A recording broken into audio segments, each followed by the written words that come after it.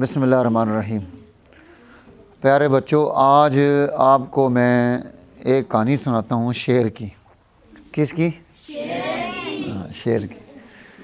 شیر کا ایک بچہ جو ہے نا، وہ گڈڑیے کو مل گیا۔ یہ جو بکریاں چرانے والا ہوتا ہے نا، چرواہا، اس کو مل گیا۔ اس کو ساتھ لے آیا، اس کو دودھ پلانا شروع کر دیا۔ اس کے پاس بکریاں تھیں، بھیڑ تھے، اسی طرح وہ خر تھے، گدھے، تو یہ ساری چیزیں اس کے پاس موجود تھیں۔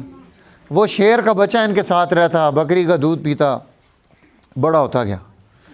اب ظاہر ہے شیر کا بچہ ہے تو شکل و صورت کس والی بنے گی؟ شیر والی بنے گی۔ ایک دن وہ اپنے چرواہے کے ساتھ اور اپنے ریوڑ کے ساتھ چل رہا تھا تو شیر آ گیا۔ کون آ گیا؟ شیر آ گیا۔ شیر آیا نا تو اس نے آ کر جناب دھاڑ ماری نا زور سے، تو بکریاں سب بھاگیں، یہ شیر بھی بھاگ پڑا۔ اس کو بڑا تعجب ہوا۔ اس نے کہا کہ یہ چلو بکریوں کے بھاگنے کی بات تو سمجھ جاتی ہے، شیر کی دھاڑ سے بکریاں بھاگتی ہیں، یہ شیر کیوں بھاگا ہے؟ اس نے چھلانگ لگائی اور دبوچ لیا، اس کو دبوچا تو اس غریب کو پسینہ نکل گیا۔ ہاں جی، وہ ٹانگیں کانپ رہی ہیں شیر صاحب کی، اور وہ جناب پریشانی میں مبتلا ہے۔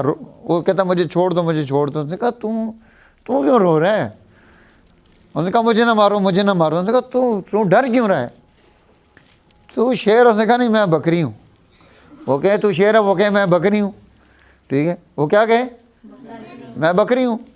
وہ اس کو پکڑ کے جناب وہ لے گیا تالاب کے پاس، جنگل میں پانی ہوتا ہے نا جہاں، تالاب کے پاس۔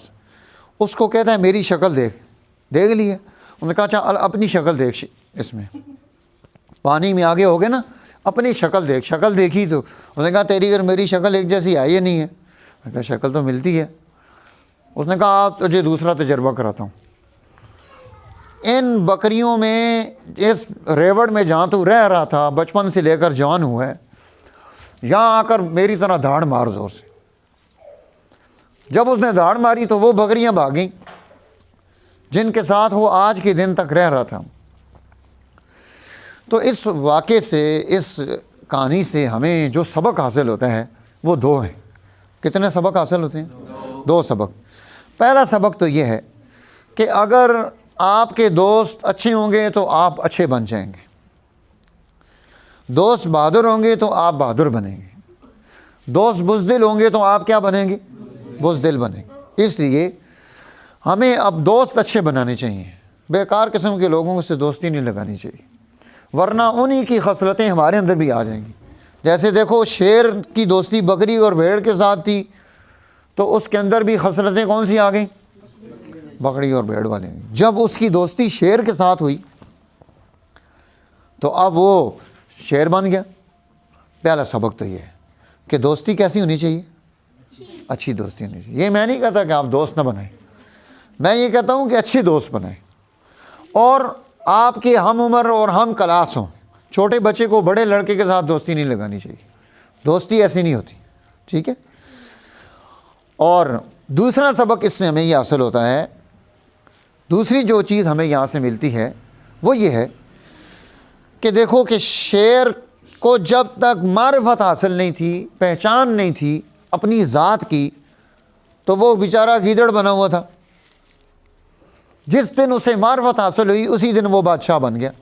اس دن کیا بن گیا؟ بادشاہ بن گیا۔ تو ہمیں اپنی پہچان بھی حاصل کرنی چاہیے کہ ہم انسان ہیں، سب سے پہلی بات۔ دوسرا، ہم مسلمان ہیں۔ تیسرا، ہم قرآن حکیم پڑھنے والے طلباء ہیں، ہماری ایک اپنی پہچان ہے، تعارف ہے، عزت ہے سوسائٹی میں۔ ہمیں اپنے آپ کو کم تر نہیں سمجھنا چاہیے۔ جس دن آپ اپنی پہچان حاصل کر لیں گے اس دن آپ بادشاہ ہوں گے، اس دن آپ کیا ہوں گے؟ بادشاہ ہوں گے۔ کیا خیال ہے، ہمیں اپنی پہچان حاصل کرنی چاہیے کہ نہیں کرنی چاہیے؟ ہمیں اچھی دوستی لگانی چاہیے، بری لگانی چاہیے؟ اچھی دوستی لگانی چاہیے۔ اور دوستی برابری کی سطح پر لگانی چاہیے یا بڑوں کے ساتھ لگانی چاہیے؟ برابری کی۔ یہ چیزیں آپ نے اپنی پوری زندگی یاد رکھنی ہے۔ اللہ تعالی ہمیں سمجھ عطا فرمائے اور درست فیصلے کرنے کی توفیق نصیب فرمائے۔ شکریہ۔